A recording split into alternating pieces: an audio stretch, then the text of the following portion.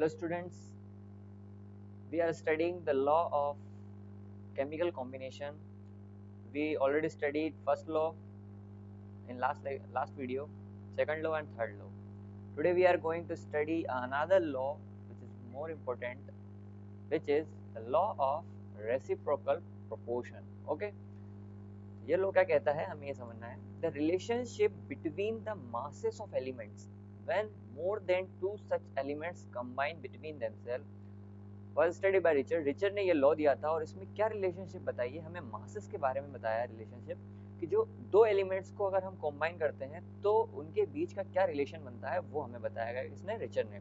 उनका लॉ क्या कहता है, the ratio in which two elements combine separately with a fixed weight इसमें इंपॉर्टेंट है, ऑफ द थर्ड एलिमेंट से जब हम दो एलिमेंट्स लिए और जब उन्हें फिक्स्ड वेट से हमने थर्ड एलिमेंट से कंबाइन कराया तो जो हमें एक रेशियो मिलेगा वो क्या होगा, एक सिंपल होल नंबर का मल्टीपल रेशियो होगा in which these elements combine with each other. ठीक है, और अच्छे समझते हैं. तो ये लोग क्या कहता है, एग्जांपल से समझ रहे हैं हम. Consider three elements sulphur, oxygen and hydrogen. Here we take hydrogen, sulphur and oxygen. Both sulphur and oxygen separately combine. जब हमने सल्फर और ऑक्सीजन को सेपरेटली कंबाइन कराया तो हमें मिला SO2. separately combined both sulfur and oxygen separately combined to form hydrogen sulfide. जब हमने सल्फर और हाइड्रोजन को मिलाया तो हमें मिला hydrogen sulphide and they also combine with each other to form sulphur dioxide. जब हमने हाइड्रोजन और सल्फर और ऑक्सीजन मिलाया तो हमें मिला SO2 और जब हाइड्रोजन और सल्फर मिलाया तो हाइड्रोजन सल्फाइड एंड जब हमने हाइड्रोजन और ऑक्सीजन की रिएक्शन कराई तो हमें मिला H2O. तो ये तीन रिएक्शन हमने कराई. अब इस लॉ में क्या कहता है, according to this law the ratio of weight of sulphur, जब हम सल्फर का रेशियो और ऑक्सीजन का ratio which combine with the same weight of hydrogen, जब हमने दोनों को सेम वेट ऑफ हाइड्रोजन से कंबाइन कराया, आइदर बी द सेम और सिंपल मल्टीपल रेशियो, या तो हमने उसको सेम वेट से या फिर उसके सिंपल मल्टीपल से रेशियो से अगर हमने जब उसे कंबाइन कराया तो हमें क्या देखने को मिलता है, समझिए. दिस में बी वेरीफाइड एज फॉलोज. जब हमने H2S बनाया तो हमने हाइड्रोजन और सल्फर को किस रेशियो में लिया, 2:32. 2 हाइड्रोजन है और 32 सल्फर है. जब हमने H2O कंबाइन किया तो हाइड्रोजन और ऑक्सीजन के बीच में क्या रेशियो बना, 2:16. That means the ratio of weight of sulphur and oxygen, जब हम सल्फर और ऑक्सीजन के रेशियो को कंबाइन करते हैं which combine separately with fixed masses of hydrogen, जब हमने इन दोनों को कंबाइन करा तो हमें एक रेशियो मिला 32:16. ये 32:16 मतलब कि हमें क्या मिला, 2:1. Now let us calculate the ratio of sulphur and oxygen in SO2. जब हमने सल्फर और ऑक्सीजन को दो अलग कंपाउंड्स में देखा, पहला H2S और दूसरा H2O, तो हमें दोनों किस रेशियो में मिले, 2:1. पर अब जब हमने इन दोनों को ही कंबाइन कराया, सल्फर और ऑक्सीजन को, तो भी हमें रेशियो वही मिलना चाहिए. तो इसमें हमें रेशियो मिलता है 32:32, दैट इज 1:1. अब इन दोनों रेशियो को अगर हम कंपेयर करें, इन दोनों रेशियो को कंपेयर करने के बाद हमें वापस से वही रेशियो मिलता है 2:1. मतलब कि हमें ये फिक्स है कि जब भी हम सल्फर और ऑक्सीजन को कंबाइन करेंगे तो हमें एक रेशियो मिलेगा 2:1. तो ये सिंपल रेसिप्रोकल रेशियो बनता है, इसलिए इस लॉ को कहा जाता है the law of reciprocal proportion. Okay, सभी को क्लियर होना चाहिए इतना. और ये कि simple multiple of each other होते हैं, यही इनका सिंपल मल्टीपल होता चला जाता है. आगे देखते हैं एक another law, important law, Gay-Lussac law of combine volume. Gay-Lussac law क्या कहता है, this law is stated by Gay-Lussac. ये साइंटिस्ट का नाम है गेल-यूसेक, जिनने 1808 में दिया था. After investing a large number of chemical reaction occur in gases, जब उनने गैसेस पे बहुत सारी स्टडी की तो जो उनको बहुत सारी केमिकल रिएक्शंस देखने को मिली, तो उनने एक लॉ बनाया, गेल-यूसेक लॉ. वो लॉ क्या कहता है, व्हेन गैसेस रिएक्ट टुगेदर, जब गैसेस रिएक्ट करती हैं, they also do so in volumes. तो जब एक गैस रिएक्ट करती है तो वो वॉल्यूम के अंदर करती है. जैसे हम एग्जांपल लेते हैं, अगर हम वाटर और जैसे एग्जांपल CO2 प्लस O2 इस टाइप के कुछ रिएक्शन कराते हैं तो हम इनमें गैसेस में क्या करते हैं, इनका वॉल्यूम लेते हैं. वॉल्यूम से हम इनको रिएक्शंस कराते हैं। CO2, O2, N2, इन सभी गैसेस में हम वॉल्यूम्स को कंसिडर करते हैं। विच बियर्स, अब आगे क्या कहता है, which bears a simple ratio to one another and to the volumes of the product. तो सिंपली हम जैसे law of conservation of mass था, वैसे ही गैलियोसिक लॉ है, इसमें भी सिंपल रेशियो बनता है और उनके वॉल्यूम्स का मल्टीपल होता है। If these are also gases, मतलब कि जो रिएक्शन हो रहा है वो भी गैसेस है, provide all measurement of volume under are done under similar condition, temperature and pressure. तो सभी कंडीशंस को अगर हम सिमिलर रखते हैं तो ये लॉ कंसिडर किया जाता है। क्या कहता है लॉ, समझिए। Following are some example to illustrate the law of combined volume. Combination देखते हैं, जब हम हाइड्रोजन और नाइट्रोजन से अमोनिया को क्रिएट करते हैं तो नाइट्रोजन के एक वॉल्यूम लिया और हाइड्रोजन का जब हमने 3 वॉल्यूम लिया तो हमें 2 वॉल्यूम अमोनिया क्रिएट होता है। तो ये हुआ आपका गैलियोसिक लॉ। इसमें क्या हमें वॉल्यूम कंसीडर करना है कि कितने वॉल्यूम में हमें क्या लेना है। आगे देखते हैं, here the ratio of volume of nitrogen and hydrogen and the ammonia. जब हमने नाइट्रोजन का वॉल्यूम, हाइड्रोजन का वॉल्यूम और अमोनिया का वॉल्यूम को एक रेशियो में कंसिडर किया तो हमें वो क्या रेशियो मिलता है, 1:3:2। इसका वॉल्यूम 1 था, इसका वॉल्यूम 3 और इसका वॉल्यूम 2। तो इनका एक रेशियो क्रिएट होता है 1:3:2। अब एक और एग्जांपल से समझते हैं, which is a simple one. Similar in this following reaction, इसमें क्या होता है, जब हमने CO और O2 को मिक्स किया और हमें CO2 क्रिएट किया तो हमें 2 वॉल्यूम ऑफ CO लेना है, 1 वॉल्यूम ऑफ O2, जो क्रिएट होगा वो 2 वॉल्यूम ऑफ CO2 क्रिएट होगा। तो इसमें क्या होता है, the ratio of volume of carbon monoxide और ऑक्सीजन एंड कार्बन डाइऑक्साइड, तो उसका रेशियो क्या बनता है, 2:1:2, which is also a simple one.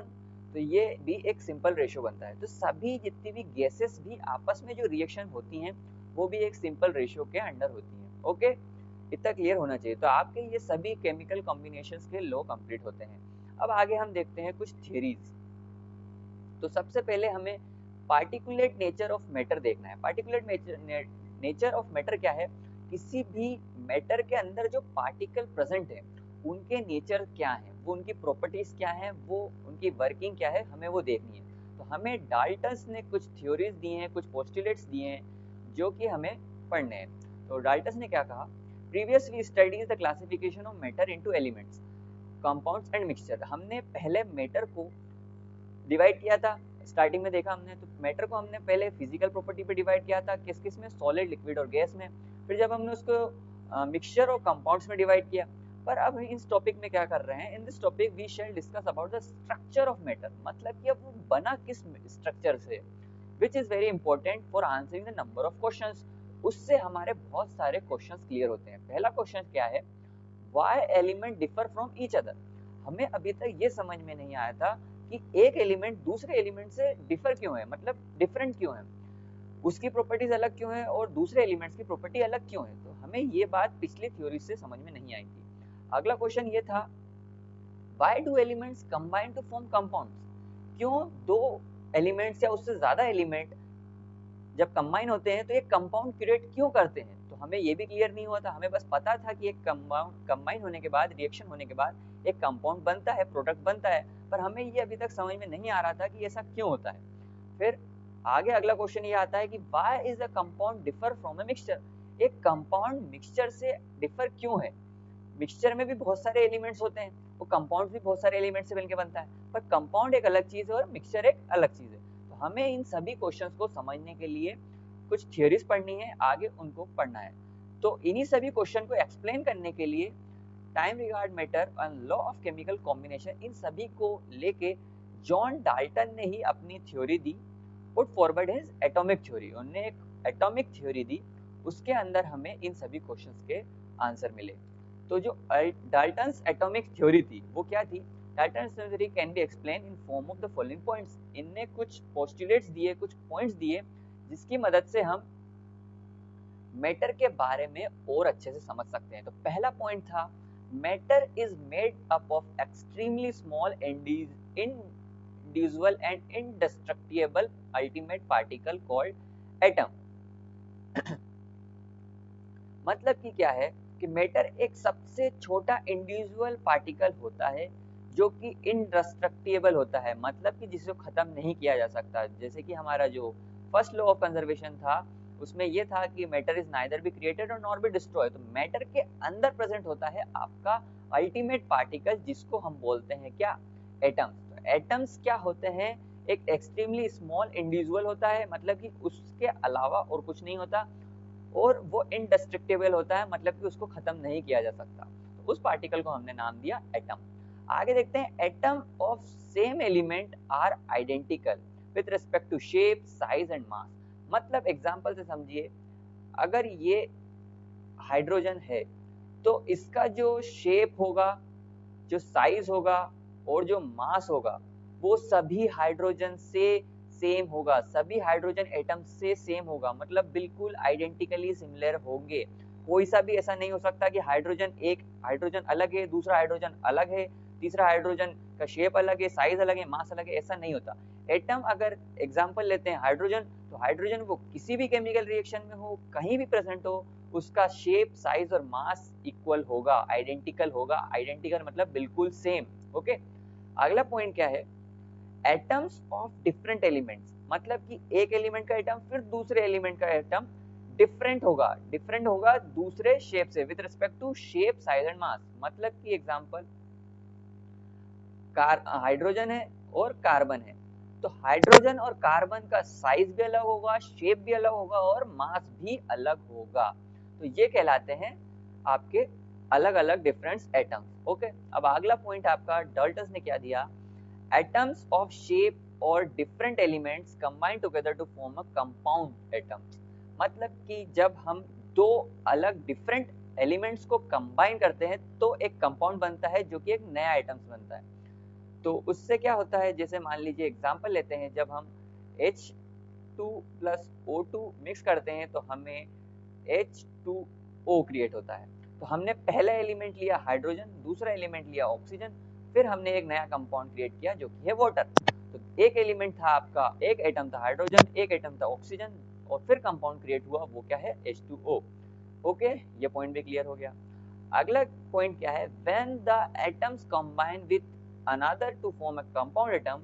मतलब कि जब हम एक एलिमेंट को दूसरे एलिमेंट से, मतलब एक एटम को दूसरे एटम से कंबाइन करते हैं तो जो एक कंपाउंड एटम्स बनते हैं, they do some in simple mole ratio. मतलब कि वो एक सिंपली मोल रेशियो में हमें मिलते हैं, जैसे कि 1:1, 2:1, 2:3। जैसे कि इसमें क्या मिला हमें, 2:1। H इसमें 2 रेशियो में है और ऑक्सीजन 1 में है, तो हमें एक सिंपल रेशियो मिलता है। ओके, फिर आगे देखते हैं, एटम्स ऑफ डिफरेंट एलिमेंट्स। जब हम दो डिफरेंट एलिमेंट्स को कंबाइन करते हैं इन ए डिफरेंट रेशियो, जब उनका रेशियो भी हम डिफरेंट लेते हैं, to form more than one compound, जब हम उससे ज्यादा कंपाउंड बनाते हैं। फॉर एग्जांपल, जब हम सल्फर को ऑक्सीजन से कंबाइन करते हैं and to form sulphur dioxide. Example यहाँ पे देखिए, जब हमने सल्फर को ऑक्सीजन से कंबाइन करा और हमने बनाया सल्फर डाइऑक्साइड, ये सल्फर सिंगल ले लिया और ऑक्सीजन 2 ले लिए, तो ये बन गया सल्फर डाइऑक्साइड। तो हमें जो रेशियो मिला वो रेशियो क्या है, 1:2। तो सिंपली हमें 1:2 मिलेगा, या फिर सल्फर ट्राइऑक्साइड बनेगा, या तो बनेगा सल्फर डाइऑक्साइड या सल्फर ट्राइऑक्साइड। ट्राइऑक्साइड में SO3 हो जाएगा, तो जो रेशियो मिलेगा वो आपको मिलेगा 1:3 का। तो एक सिंपल रेशियो मिलता है। ठीक है, अगला पॉइंट क्या कहता है आपका, atoms is the smallest unit that takes part in a chemical combination। तो जो एटम होता है वो सबसे स्मॉलेस्ट यूनिट होता है किसी भी केमिकल कॉम्बिनेशंस के बीच में। ठीक है, आगे अगला पॉइंट है, atoms can neither be created nor destroyed during any physical और केमिकल चेंज। किसी भी फिजिकल और केमिकल चेंज की मदद से हम किसी भी एटम को ना ही क्रिएट कर सकते हैं ना ही डिस्ट्रॉय कर सकते हैं, ये बात फिक्स है। ओके, तो ये सभी थे आपके डाल्टन्स एटॉमिक थ्योरी के कुछ पोस्टुलेट्स, जिनने डाल्टन्स एटॉमिक थ्योरी को, केमिकल कॉम्बिनेशंस को और आगे बढ़ाते हुए हमारी स्टडी को और प्रिसाइज किया। आगे देखते हैं हम, डाल्टन्स एटॉमिक थ्योरी उन्हें दे तो दी, पर उसमें भी कुछ लिमिटेशंस थे, उसमें भी कुछ बातें एक्सप्लेन नहीं हो पाई। उसको क्या बातें रह गई वो हम देखते हैं। Through Dalton's atomic theory explain the law of chemical combination successfully. तो जितने भी केमिकल कॉम्बिनेशन थे वो तो उन्हें सभी अच्छे से समझा दिए, पर कुछ ऐसी चीजें थी जो हमें अभी तक क्लियर नहीं हुई। तो पहली क्या थी, it failed to explain how atom और डिफरेंट एलिमेंट डिफर। मतलब अभी तक क्लियर नहीं हुआ कि एक एटम दूसरे एटम से डिफरेंट क्यों है, तो ये बात अभी तक क्लियर नहीं हुई। In other word its gives no information about the structure of atom. इनने बोला तो ये था कि अब हम स्ट्रक्चर के बारे में बता रहे हैं, स्ट्रक्चर डिफरेंट है, इनने ये तो बोल दिया, पर स्ट्रक्चर डिफरेंट क्यों है? डाल्टन्स ने ये तो बता दिया कि हर एलिमेंट का स्ट्रक्चर, मास और शेप ये अलग होता है, पर उन्होंने ये नहीं बताया कि क्यों अलग होता है। तो अभी तक हमें ये बात एक्सप्लेन नहीं हुई है कि एक एलिमेंट का एटम दूसरे एलिमेंट के एटम से डिफरेंट क्यों होता है। दूसरी बात उन्होंने क्या नहीं बताई, it fail to explain as to how and why atoms of different elements combine. ये भी नहीं बताया कि एक एलिमेंट दूसरे एलिमेंट से कंबाइन क्यों होता है, उसे नहीं होना तो नहीं होना, होना है तो होना है, तो ये क्यों हो रहा है और क्यों नहीं होना है, ये उन्होंने एक्सप्लेन नहीं करा। With each other to form compound और एटम, तो कंबाइन होके कुछ एटम्स और कंपाउंड बनाना है, तो ये कंबाइन होते क्यों है, तो ये भी इन्हें एक्सप्लेन नहीं करा। आगे देखते हैं, it could not explain the nature of force that bind together different atoms in a molecule। अब इनने ये भी नहीं बताया कि जैसे एग्जांपल लीजिए H2O, दो हाइड्रोजन और एक ऑक्सीजन, उनने ये नहीं बताया दो हाइड्रोजन के मॉलिक्यूल एक ऑक्सीजन के मॉलिक्यूल से किस फोर्स से बाइंड है, ये एक दूसरे से बाइंड क्यों है, ऑक्सीजन अलग क्यों नहीं हो जाता, दोनों हाइड्रोजन आपस में अलग क्यों नहीं हो जाते। जैसे एग्जांपल लीजिए H2, तो ये दोनों हाइड्रोजन आपस में अटैच क्यों है, एक दूसरे से अटैच क्यों है, उन्होंने ये भी अभी तक क्लियर नहीं करा। इसके आगे, it fails to explain Gay-Lussac law of combination volume. इनने सभी केमिकल कॉम्बिनेशन लॉ तो बताए, पर गेल-यूसेक लॉ को फिर एक्सप्लेन नहीं करा। आगे है, this theory was not able to make the distinction between ultimate particle of an element। तो ये अभी तक क्लियर नहीं कर पाए कि अल्टीमेट पार्टिकल एटम क्यों है, of an element that takes part in a reaction, और ये भी नहीं पता चला कि यही सबसे स्मॉलेस्ट पार्टिकल क्यों है केमिकल रिएक्शन का। That is an atom and the ultimate particle that is independent existence का मॉलिक्यूल। तो ऐसे तो इनने क्या कहा कि सिर्फ एटम ही एक अल्टीमेट पार्टिकल होता है, पर ऐसा कहाँ है, एक मॉलिक्यूल लेते हैं हम H2O का, ये भी H2O फॉर्म रहता है, हर समय H2O के फॉर्म में ही रहता है, तो ये भी तो एक एटम कह सकते हैं, पर ऐसा नहीं होता, एटम्स अलग होते हैं और मॉलिक्यूल अलग होते हैं, तो ये इस बात को भी डिफरेंट नहीं कर पाए। इस लाइन से एक बार और समझिए कि जैसे एग्जांपल लेते हैं हम ऑक्सीजन का O2, O2 हमेशा O2 के फॉर्म में रहती है, कभी भी O अलग नहीं रहता, ऑक्सीजन अलग नहीं रहता, ये हमेशा डाइऑक्साइड ही रहते हैं। ओके, तो ये भी तो एक मॉलिक्यूल है, तो ये भी एक अल्टीमेट पार्टिकल हो सकता है, पर ऐसा नहीं होता, हमें इसको और आगे एक्सप्लेन करना होगा। तो ये सभी इसकी क्या थी, लिमिटेशन थी डाल्टन्स एटॉमिक थ्योरी की। आगे देखते हैं जो अगली इंपॉर्टेंट थ्योरी आई, वो थी आपकी modern atomic theory. Modern atomic theory में क्या हुआ कि और भी बातें क्लियर हुई, और भी चीजें इसमें समझाई गई। तो जो अब आगे देखते हैं, डाल्टन्स एटॉमिक थ्योरी जो थी हमारी, continue without being challenged for almost a century. मतलब कई सेंचुरी तक जो डाल्टन्स एटॉमिक थ्योरी थी उसको किसी ने चैलेंज नहीं करा कि भाई जो तुम बता रहे हो उसमें पूरी तरीके से कुछ एक्सप्लेन तो हुआ ही नहीं। जो डाल्टन की एटॉमिक थ्योरी थी वो कई सालों तक वो चलती रही, पर जो मॉडर्न एटॉमिक थ्योरी आई उसने इस डाल्टन एटॉमिक थ्योरी को पूरी तरीके से चेंज कर दिया। In the beginning of 20th century, जो 20th सेंचुरी की स्टार्टिंग थी, वहां पे मेजर ब्रेक थ्रू हुआ, मतलब वहां पे एक इंपॉर्टेंट बातें हुई, achieve the structure of atom. वहां पे हमने 20th सेंचुरी की स्टार्टिंग में हमने एटम के स्ट्रक्चर को निकाल लिया, हमने पता कर लिया कि एटम दिखता कैसा है, स्ट्रक्चर कैसा है, और इस पे किसने वर्क करा, जे थॉमसन ने, रदरफोर्ड ने और नील्स बोर ने। आपको ये तीनों साइंटिस्ट के नाम याद होने चाहिए, ये वही साइंटिस्ट हैं जिनने एक एटम के स्ट्रक्चर पे स्टडी की। और भी बहुत सारे साइंटिस्ट है, पर ये तीनों साइंटिस्ट बहुत इंपॉर्टेंट है, जे थॉमसन, रदरफोर्ड और नील्स बोर। इनने जो एटम्स थे इनके ऊपर डीप स्टडी करी, और इनने ये एक्सप्लेन करा कि एक एटम किस शेप, स्ट्रक्चर और साइज का दिखता है। ओके, तो इनने क्या दी अपनी एटॉमिक थ्योरी में, पहला दिया atom is composed of still smaller particle.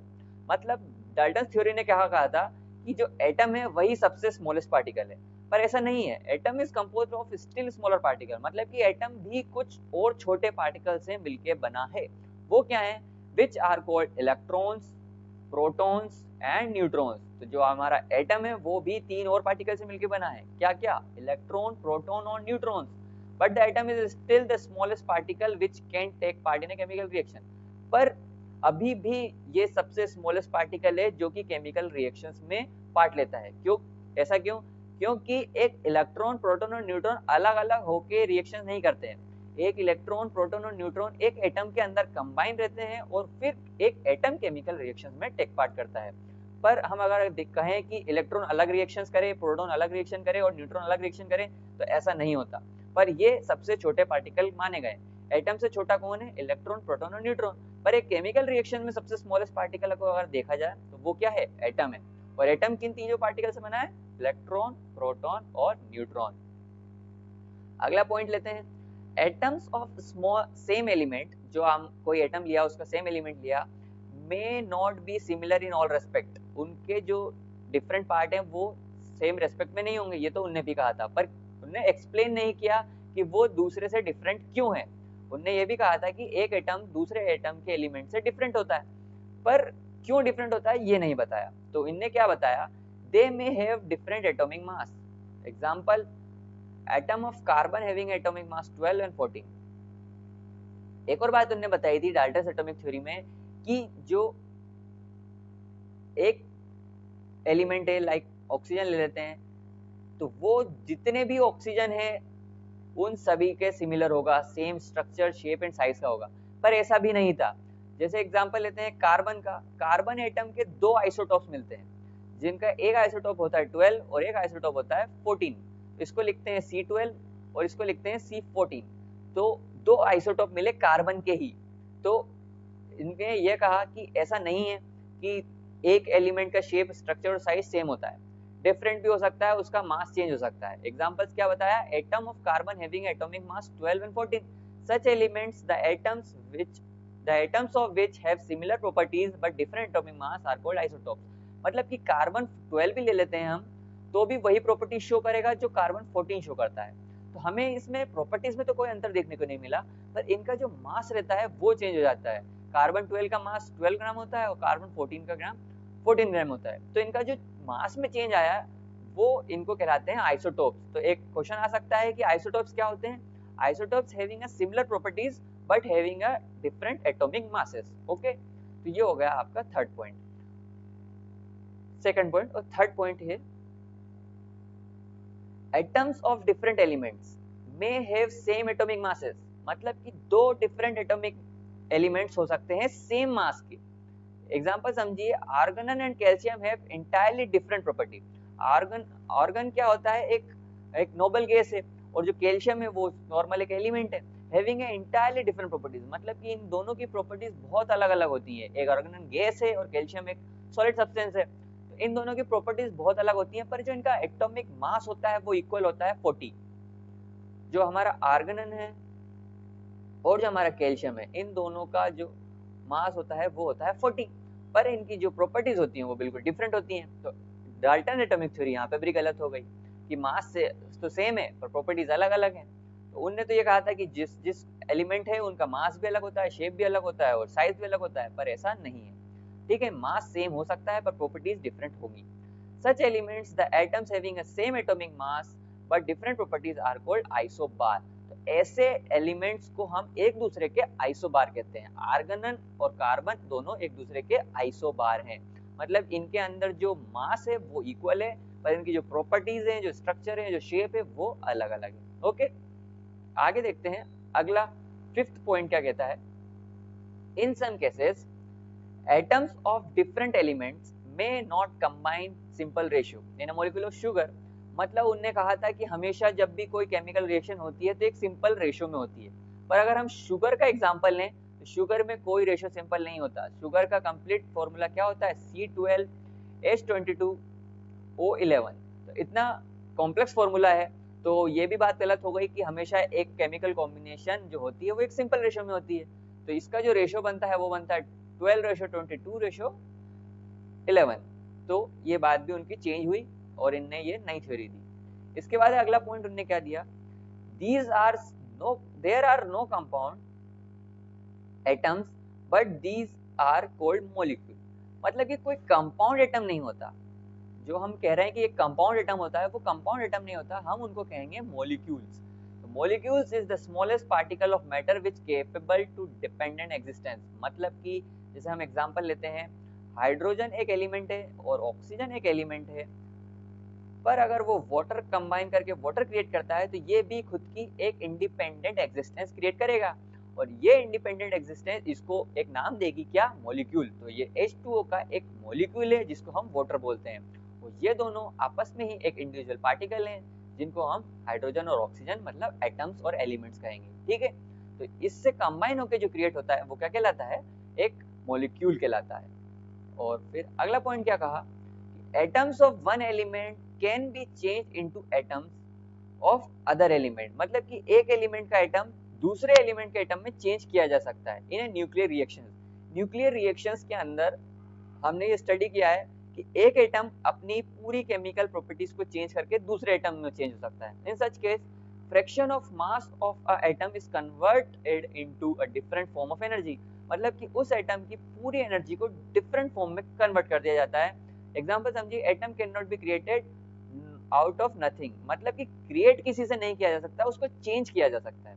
तो इसलिए इसकी डेफिनेशन सेम रहेगी, atoms neither be created nor be destroy but it can be converted into different forms. Okay, for example nitrogen atoms may be change into oxygen atom by the bombardment of a alpha particle.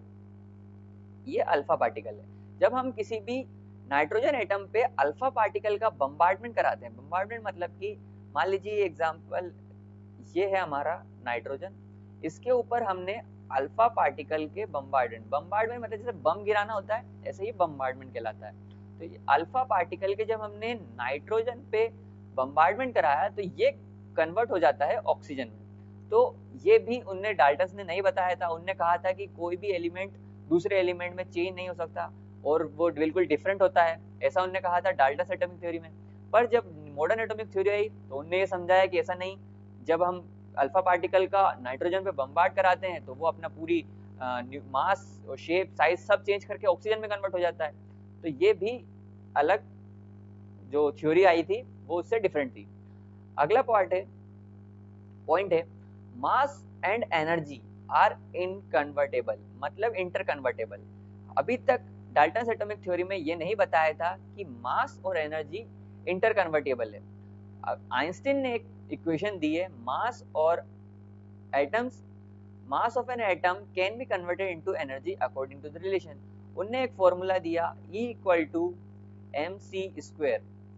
E equal to mc square Einstein की एक theory है जिसमें वो कहते हैं कि मास जो रहता है किसी भी एटम का वो कन्वर्ट किया जा सकता है एक एनर्जी में।